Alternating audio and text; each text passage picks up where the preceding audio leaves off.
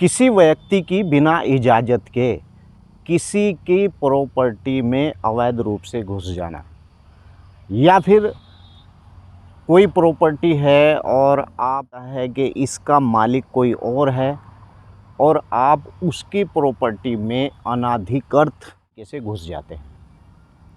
आज की इस वीडियो में हम जानकारी करेंगे कि अवैध कब्जा क्या होता है और अवैध कब्जे से कैसे बचा जाए। ज़मीन के ऊपर, ज़मीन हो, मकान हो या इस प्रकार का कोई प्लॉट हो, अगर इस प्रकार की कोई संपत्ति आपकी भी है तो आप इस वीडियो को देखने के बाद समझ जाएंगे कि इस प्रकार की संपत्ति के ऊपर अवैध कब्जा होने से आप बच सकते हैं।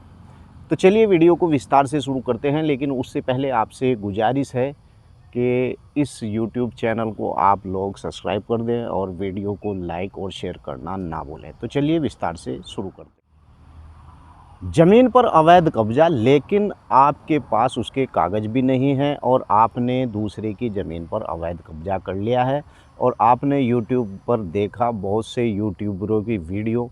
यूट्यूबर बता रहे हैं कि 12 साल के बाद तुरंत आपका कब्जा हो गया है और आपने कब्जा खाली नहीं किया है तो वो ज़मीन आपकी हो जाएगी, और साथ साथ कानून का भी इसके ऊपर आपको यानी कि जानकारी दे रहे हैं कि भाई आप लोग भी किसी की भूमि पर कब्जा कर लीजिएगा और 12 साल के बाद आपका भी उस भूमि पर मालिकाना हक हो जाएगा।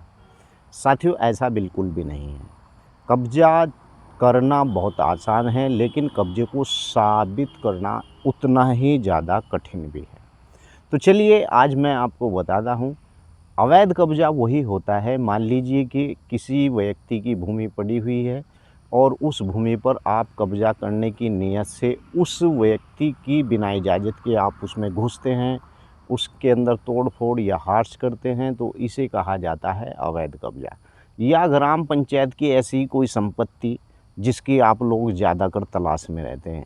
मैं आपको नहीं कह रहा हूँ, बहुत से ऐसे लोग हैं जो ग्राम पंचायत की ऐसी संपत्तियों को ढूंढते फिरते हैं, कहाँ पर ग्राम समाज की संपत्ति पड़ी हुई है और वहाँ पर गोबर या उपले डालकर या झाड़ झंकार डालकर उसके ऊपर कब्जा करने के फिराक में रहते हैं। कब्जा इस तरीके से बिल्कुल भी नहीं होता है। आप अगर किसी भी भूमि के अंदर कब्जा करने की नीयत से बढ़े हैं तो वहाँ पर आपको उस भूमि की बाउंड्री वाल, यानी कि आपको उस भूमि की बाउंड्री वाल कराना बहुत ही ज़रूरी है। अगर आपने उस भूमि की बाउंड्री वाल नहीं कराई है तो वहाँ पर कब्जा आपका किसी प्रकार का नहीं होगा।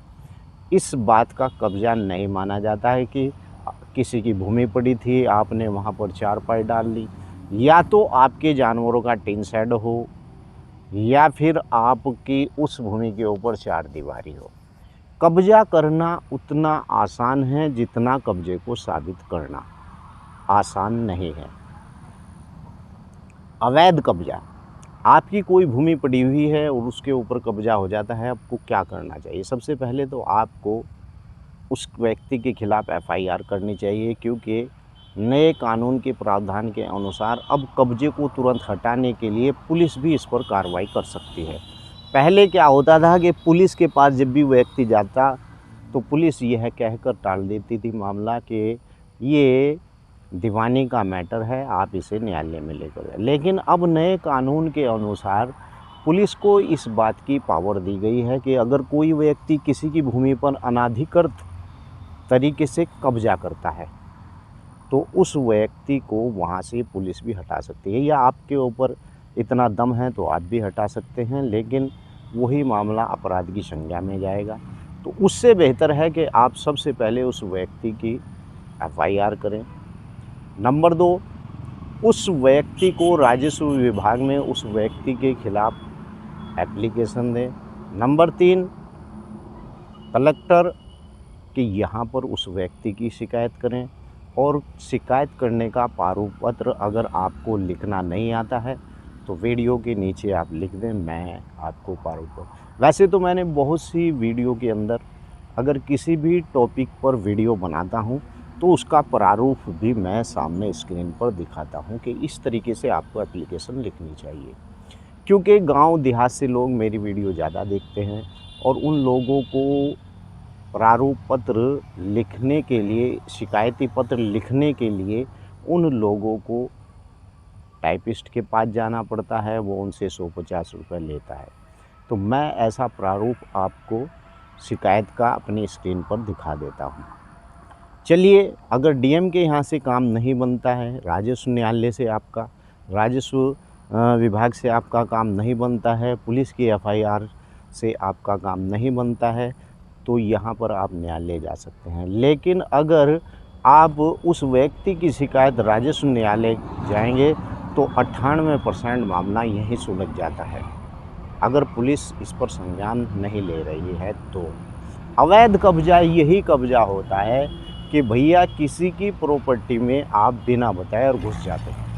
अब यहाँ पर एक बात लेकर चलते हैं। शुरू में ही मैंने आपको बताया कि कुछ लोग ये भ्रम पाले हुए हैं कि 12 साल अगर किसी व्यक्ति का कब्जा रह जाता है तो वो व्यक्ति उस भूमि का मालिक हो जाता है। बिल्कुल कानून तो यही है, लेकिन आपको बता दूं कि 12 साल तक आपको जब से उस भूमि पर कब्जा आपने किया है, वो टाइम, उस टाइम को आपको साबित करना होगा कि आप इस जो है इस प्रॉपर्टी पर अवैध कब्जा करके 12 साल से रह रहे हैं, और वो साबित करना बहुत मुश्किल हो जाता है। दूसरी बात, यहाँ पर उस व्यक्ति को ये पता हो कि जो प्रॉपर्टी का मालिक था उसे इस बात की जानकारी थी कि आपने उस भूमि पर कब्जा कर रखा है, लेकिन जानकारी होने के बावजूद भी उस व्यक्ति ने आपको वहाँ से नहीं हटाया, तो ये कहा जाता है प्रतिकूल कब्जा। तो अवैध कब्जे को हटाने के यही तरीके हैं, और अवैध कब्जा अगर कोई व्यक्ति कर लेता है तो उसकी तुरंत शिकायत हो, क्योंकि अब कानून कड़ा नियम है, ऐसे व्यक्ति को वहाँ से हटाया जा सकता है। ग्राम पंचायत की बात अगर करते हैं, ग्राम पंचायत में अगर कोई भूमि पड़ी हुई है, कोई पूछने वाला व्यक्ति नहीं है, तो ऐसी भूमि पर अगर आप कब्जा कर लेते हैं तो वहाँ पर भी आपको इसी प्रकार के, हाँ, अगर किसी की प्राइवेट संपत्ति है तो 12 साल तक कब्जा साबित करना पड़ेगा।